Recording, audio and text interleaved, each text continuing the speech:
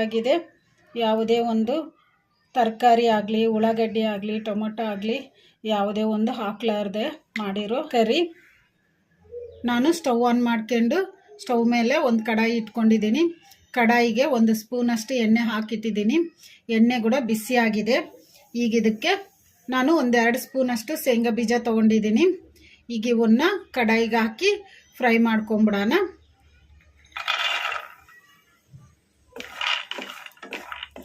ಇವನ್ನ ಮೀಡಿಯಮ್ ಫ್ಲೇಮಲ್ಲಿ ಈ ಥರ ಕಲಿಸ್ಕೊಂತ ಫ್ರೈ ಮಾಡ್ಕೋಬೇಕು. ಶೇಂಗಾ ಬೀಜ ಚೆನ್ನಾಗಿ ಫ್ರೈ ಆಗಿದಾವಲ್ಲ, ಈಗ ಇವನ್ನ ಒಂದು ಪ್ಲೇಟಿಗೆ ತಕ್ಕೊಂಬಿಡೋಣ.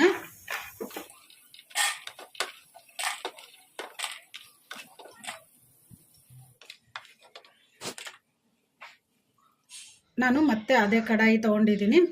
ಕಡಾಯಿಗೆ ನಾನು 1-2 ಸ್ಪೂನಷ್ಟು ಧನಿಯಾ ತೊಗೊಂಡಿದ್ದೀನಿ. ಈಗ ಇವನ್ನ ಕಡಾಯಿಗೆ ಹಾಕಿ ಫ್ರೈ ಮಾಡ್ಕೊಂಬಿಡೋಣ.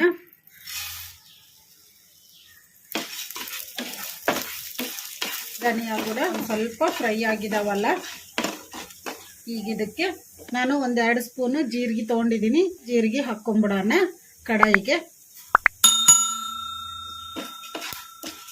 ಜೀರಿಗೆ ಧನಿಯಾ ಎಲ್ಲವೂ ಫ್ರೈ ಆಗೋವರೆಗೂ ಫ್ರೈ ಮಾಡ್ಕೊಂಬಿಡೋಣ. ಮೀಡಿಯಮ್ ಫ್ಲೇಮಲ್ಲೇ ಫ್ರೈ ಮಾಡ್ಕೋಬೇಕು. ಧನಿಯಾನು ಜೀರಿಗೆ ಫ್ರೈ ಆಗಿದಾವಲ್ಲ, ಈಗ ಇದಕ್ಕೆ ಒಂದು ಸ್ವಲ್ಪ ಕರಿಬೇವು ಹಾಕೋಣ. ಕರಿಬೇವು ಹಾಕ್ಕೊಂಡ್ಮೇಲೆ 1 ನಿಮಿಷ ಫ್ರೈ ಮಾಡ್ಕೊಂಡಿವಲ್ಲ, ಸಾಕು. ಈಗ ಇವನ್ನ ಒಂದು ಪ್ಲೇಟಿಗೆ ತಕ್ಕೊಂಬಿಡೋಣ.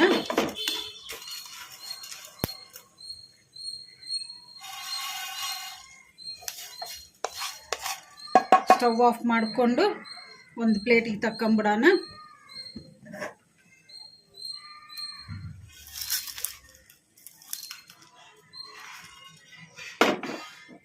ಎಲ್ಲವನ್ನು ಒಂದು ಪ್ಲೇಟಿಗೆ ತಕ್ಕೊಂಬಿಟ್ಟಿವಲ್ಲ, ಈಗ ಇವನ್ನ ತಣ್ಣಗೆ ಮಾಡಿಕೊಂಡು ಮಿಕ್ಸಿ ಮಾಡ್ಕೊಂಬಿಡೋಣ. ನಾನು ಒಂದು ಮಿಕ್ಸಿ ಜಾರ್ ತೊಗೊಂಡಿದ್ದೀನಿ. ಮಿಕ್ಸಿ ಜಾರಿಗೆ ನಾವು ತಣ್ಣಗೆ ಮಾಡಿ ಇಟ್ಕೊಂಡಿದ್ವಲ್ಲ ಶೇಂಗಾ, ಧನಿಯಾ, ಕರಿಬೇವು, ಜೀರಿಗೆ, ಈಗ ಇವನ್ನ ಮಿಕ್ಸಿ ಜಾರಿಗೆ ಹಾಕ್ಕೊಂಬಿಡೋಣ.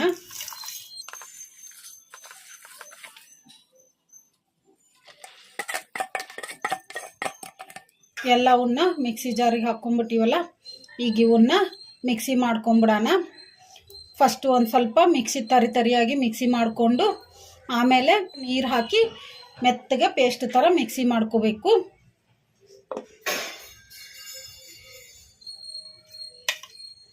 ಈ ಥರ ತರಿಯಾಗಿ ಮಿಕ್ಸಿ ಮಾಡ್ಕೋಬೇಕು. ಈಗ ಇದಕ್ಕೆ 1 ಸ್ಪೂನು ಖಾರ ಪುಡಿ ಹಾಕೋಣ. ಖಾರ ಪುಡಿ ಹಾಕ್ಕೊಂಡಿವಲ್ಲ, ಈಗ ಇದನ್ನು ಒಂದು ಸ್ವಲ್ಪ ನೀರು ಹಾಕಿ ಮಿಕ್ಸಿ ಮಾಡ್ಕೊಂಬಿಡೋಣ. ಮೆತ್ತಗೆ ಪೇಸ್ಟ್ ಥರ ಮಿಕ್ಸಿ ಮಾಡ್ಕೊಂಬಿಡೋಣ. ನಿಮಗೆ ಖಾರ ಜಾಸ್ತಿ ಬೇಕಂದರೆ ಇನ್ನೂ 1 ಸ್ಪೂನ್ ಹಾಕ್ಕೊಂಡು ಮಿಕ್ಸಿ ಮಾಡ್ಕೋಬೋದು.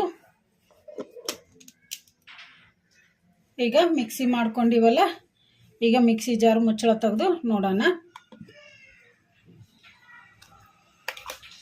ಈ ಥರ ಮೆತ್ತಗೆ ಪೇಸ್ಟ್ ಥರ ಮಿಕ್ಸಿ ಮಾಡ್ಕೋಬೇಕು.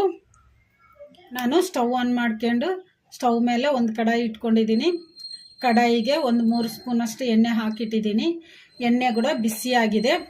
ಈಗ ಇದಕ್ಕೆ 1 ಸ್ಪೂನಷ್ಟು ಸಾಸಿವೆ ಜೀರಿಗೆ ಹಾಕೋಣ. ಸಾಸಿವೆ ಜೀರಿಗೆ ಚಟಪಟ ಅಂದಿದಾವಲ್ಲ, ಈಗ ಇದಕ್ಕೆ ಅರ್ಧ ಗಡ್ಡೆಯಷ್ಟು ಬೆಳ್ಳುಳ್ಳಿ ತೊಗೊಂಡು ಸಿಪ್ಪೆಗುಂಟನೆ ನಾನು ಈ ಥರ ಜಜ್ಜಿ ಇಟ್ಕೊಂಡಿದ್ದೀನಿ. ಈಗ ಇವನ್ನ ಹಾಕೋಣ. ಒಂದು ಸ್ವಲ್ಪ ಕರಿಬೇವು ಹಾಕೋಣ.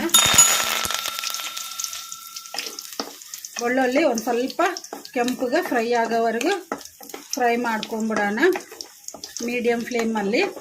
ಬೆಳ್ಳುಳ್ಳಿ ಒಂದು ಸ್ವಲ್ಪ ಕೆಂಪಗೆ ಫ್ರೈ ಆಗಿದಾವಲ್ಲ, ಈಗ ಇದಕ್ಕೆ ಒಂದು ಸ್ವಲ್ಪ ಹಿಂಗೆ ಹಾಕೋಣ.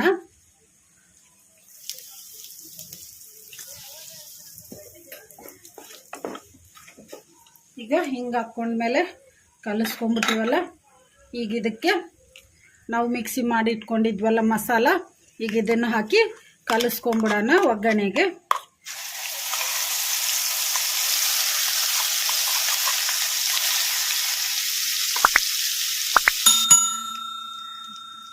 ಮಸಾಲೆ ಎಲ್ಲ ಒಗ್ಗರಣೆಗೆ ಹಾಕ್ಕೊಂಬಿಟ್ಟಿವಲ್ಲ, ಈಗ ಇದನ್ನು ಕಲಿಸ್ಕೊಂಬಿಡೋಣ. ಮಸಾಲೆ ಎಲ್ಲ ಎಣ್ಣೆಗೆ ಫ್ರೈ ಆಗೋವರೆಗೂ 2 ನಿಮಿಷ ಫ್ರೈ ಮಾಡ್ಕೊಂಬಿಡೋಣ. ಈ ಥರ ಕಲಿಸ್ಕೊತ 2 ನಿಮಿಷ ಆಗಿದೆ, ಚೆನ್ನಾಗಿ ಎಣ್ಣೆಗೆ ಫ್ರೈ ಆಗಿದೆ. ಈಗ ಇದಕ್ಕೆ ಒಂದು ಅರ್ಧ ಸ್ಪೂನಷ್ಟು ಅರಿಶಿನ ಪುಡಿ ಹಾಕೋಣ. ಅರಿಶಿನ ಪುಡಿ ಹಾಕಿದ್ಮೇಲೆ ಚೆನ್ನಾಗಿ ಕಲಿಸ್ಕೊಂಡ್ಬಿಟ್ಟಿವಲ್ಲ, ಈಗ ಇದಕ್ಕೆ ಹುಣಸೆ ಹುಳಿ ಹಾಕೋಣ. ನಾನು ಒಂದು ಸಣ್ಣ ನಿಂಬೆ ಗಾತ್ರದಷ್ಟು ಹುಣಸೆಹಣ್ಣು ತೊಗೊಂಡಿದ್ದೀನಿ. ಹುಣಸೆಹಣ್ಣನ್ನು ಕ್ಲೀನಾಗಿ ತೊಳೆದು ನೆನೆಸಿಟ್ಕೊಂಡಿದ್ದೀನಿ. ನೆನೆಸಿಟ್ಕೊಂಡು ಕಿವುಚಿಟ್ಕೊಂಡಿದ್ದೀನಿ. ಈಗ ಈ ಹುಣಸೆ ಹುಳಿಯನ್ನು ಈ ಮಸಾಲಾಗೆ ಹಾಕ್ಕೊಂಬಿಡೋಣ.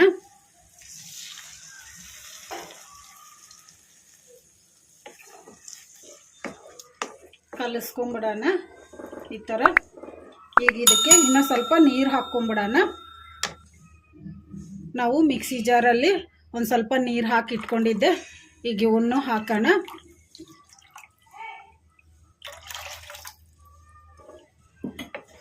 ನೀರು ಹಾಕ್ಕೊಂಡ್ಮೇಲೆ ಚೆನ್ನಾಗಿ ಕಲಿಸ್ಕೊಂಬಿಟ್ಟಿವಲ್ಲ, ಈಗ ಇದಕ್ಕೆ ರುಚಿಗೆ ಎಷ್ಟು ಬೇಕೋ ಅಷ್ಟು ಉಪ್ಪು ಹಾಕೋಣ. ಕಲಿಸ್ಕೊಂಬಿಡೋಣ. ಈಗ ಉಪ್ಪು ಹಾಕ್ಕೊಂಡ್ಮೇಲೆ ಚೆನ್ನಾಗಿ ಕಲಿಸ್ಕೊಂಬಿಟ್ಟಿವಲ್ಲ, ಇದನ್ನು ಹೈ ಫ್ಲೇಮಲ್ಲಿ ಒಂದು 3 ನಿಮಿಷ ಕುದಿಸ್ಕೊಂಬಿಡೋಣ. ಚೆನ್ನಾಗಿ ಈ ಥರ ಕಲಿಸ್ಕೊಂತಾನೆ ಕುದಿಸ್ಕೋಬೇಕು. 3 ನಿಮಿಷ ಆಗಿದೆ ಹೈ ಫ್ಲೇಮಲ್ಲಿ ಇಟ್ಕೊಂಡು ಕುದಿಸೋಕ್ಕೆ. ಈಗ ಇದನ್ನು ಮೀಡಿಯಮ್ ಫ್ಲೇಮಲ್ಲಿ ಇಟ್ಕೊಂಡು ಇನ್ನೊಂದು 5 ನಿಮಿಷ ಕುದಿಸ್ಕೊಂಬಿಡೋಣ. ಗ್ರೇವಿ ಒಂದು ಸ್ವಲ್ಪ ಗಟ್ಟಿ ಆಗೋವರೆಗೂ 5 ನಿಮಿಷ ಆಗಿದೆ ಮೀಡಿಯಮ್ ಫ್ಲೇಮಲ್ಲಿ ಗ್ರೇವಿನ ಕುದಿಸೋದಕ್ಕೆ. ಈಗ ಚೆನ್ನಾಗಿ ಕುದಿದ್ಬಿಟ್ಟಿದೆ. ಈಗ ಇದಕ್ಕೆ ಒಂದು ಸ್ವಲ್ಪ ಕೊತ್ತಂಬರಿ ಹಾಕೋಣ. ನಾನು ಒಂದು ಸ್ವಲ್ಪ ಕೊತ್ತಂಬರಿ ತೊಗೊಂಡು ಕ್ಲೀನಾಗಿ ತೊಳೆದು ಈ ಥರ ಕಟ್ ಮಾಡಿ ಇಟ್ಕೊಂಡಿದ್ದೀನಿ. ಈಗ ಇದನ್ನು ಹಾಕಿ ಕಲಿಸ್ಕೊಂಬಿಡೋಣ ಗ್ರೇವಿಗೆ.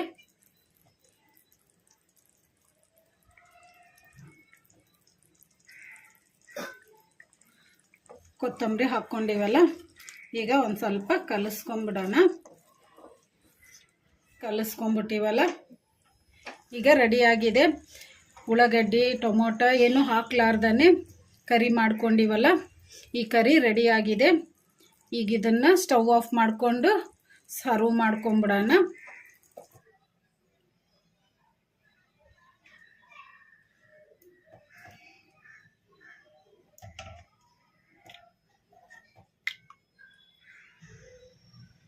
ರೆಡಿಯಾಗಿದೆ. ಯಾವುದೇ ಒಂದು ತರಕಾರಿ ಆಗಲಿ, ಉಳ್ಳಾಗಡ್ಡಿ ಆಗಲಿ, ಟೊಮೊಟೊ ಆಗಲಿ ಯಾವುದೇ ಒಂದು ಹಾಕ್ಲಾರ್ದೆ ಮಾಡಿರೋ ಕರಿ. ಈ ಕರಿನ ಅನ್ನದ ಜೊತೆಗೆ ತಿಂದರೆ ತುಂಬ ಟೇಸ್ಟಿಯಾಗಿರುತ್ತೆ. ನೀವು ಟ್ರೈ ಮಾಡಿ, ಮನೆಯಲ್ಲಿ ಎಲ್ಲರೂ ಇಷ್ಟಪಡ್ತಾರೆ.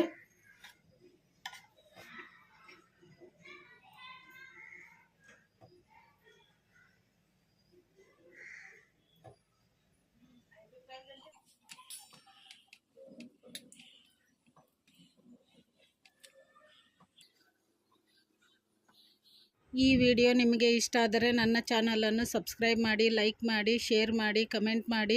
ಸಬ್ಸ್ಕ್ರೈಬ್ ಬಟನ್ ಪಕ್ಕ ಬೆಲ್ ಬಟನ್ ಇರುತ್ತೆ, ಅದನ್ನು ಪ್ರೆಸ್ ಮಾಡಿ. ನಾನು ಯಾವುದೇ ಒಂದು ಹೊಸ ವಿಡಿಯೋ ಮಾಡಿದರೂ ನಿಮಗೆ ನೋಟಿಫಿಕೇಷನ್ ಬರುತ್ತೆ. Thank you for watching.